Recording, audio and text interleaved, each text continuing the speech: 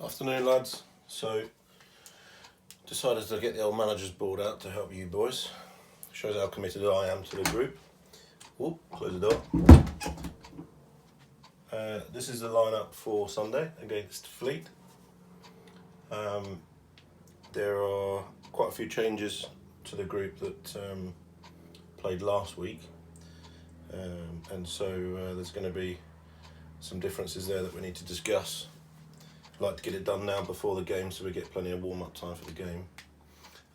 So dropping into the defence, we've got Bandana Tom this week, which will hopefully pick up a bit of pace that we lacked last week in the centre. We got Andy in goal, a keeper, which is good news, so that we can get some distribution, which we struggled with last Sunday. Getting the back line to work with the keeper in triangles and actually work the two forwards was a big issue. It means that the forwards weren't worked so well.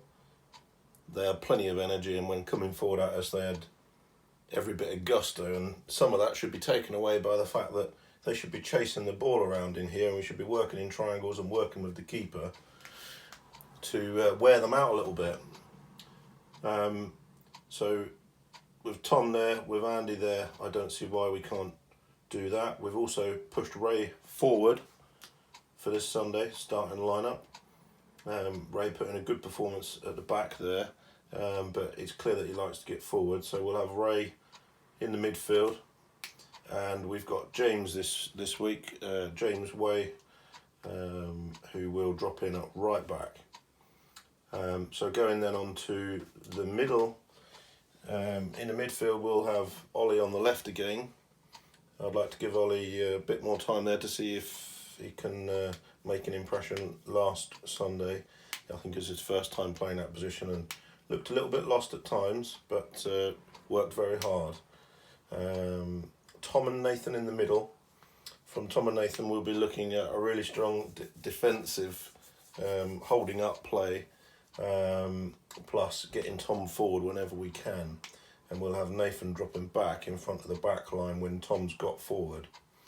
And on the right side we know Ray likes to get forward, so we'll have him on the right and see if we can get him down the wing a little bit at times.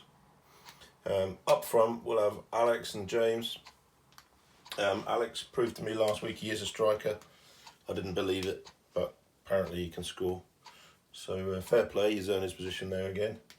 And James has got plenty of speed. We need to start working the defenders, James. We need to pull the defenders around, switch sides, you and Alex. I don't really care who plays where. We need to work the defenders and make them think about what it is that you're doing. Stress them out a little bit. We can stay offside sometimes. If we've got our defensive line here, there's absolutely no reason why you guys need to be goal side of that defensive line. It helps if one of you is to receive the ball, but that line will move, and it's going to move when the midfield comes forward. So to stress out defenders, what you want to do is don't allow them to know what's going on. We would have felt that last week back here, where we felt all out of position, all at a loss, lost at sea. And so the front guys are responsible for that. The front two guys are responsible to make sure that the back line is worked, and it's worked hard. They have to think about what's going on. You can switch them out. You can stand offside and let them worry about where you are. When the ball starts to drift in, you know the line's going to move anyway, so just make sure you're onside as the ball starts to come forward, and then make some of these kind of sweeping runs from the outside to the inside and the other way. Don't make it so predictable. Last week it was very one-dimensional football, and the runs we were making were just going this way. They were just going forward. We had runs, which is nice, but it's not good enough to confuse the defence. So we'll be looking at the front two to use the pace they've got to start confusing the defensive line. So that's the changes for Fleet this week. We have a bunch of subs who are all going to get some game time, but I want to see how that goes for the first 20 minutes and see if we can start creating a bit of positivity back here by using Andy and creating some triangular shaped football across the back line. And when the ball comes out, 50% of the time we'll have it going over the top, and 50% of the time we'll have it coming out to one of the wide defenders, who can then look at their options, either Ollie this way or Tony back in the middle. I'm an advocate for controlling from the back and bringing the whole team up at one time, and that's what we need to start doing. We hadn't done it at all because we've only had one game out and it was all a bit stressed, and we played a very good side. So we're playing FC Fleet tomorrow. They will be better than us. At every position on the field, they will be better than us. They'll probably be faster, they're probably more fit, they're probably stronger. So how do we combat that? Well, there are ways. It means that we have to work hard defending, and we have to defend tightly as a group.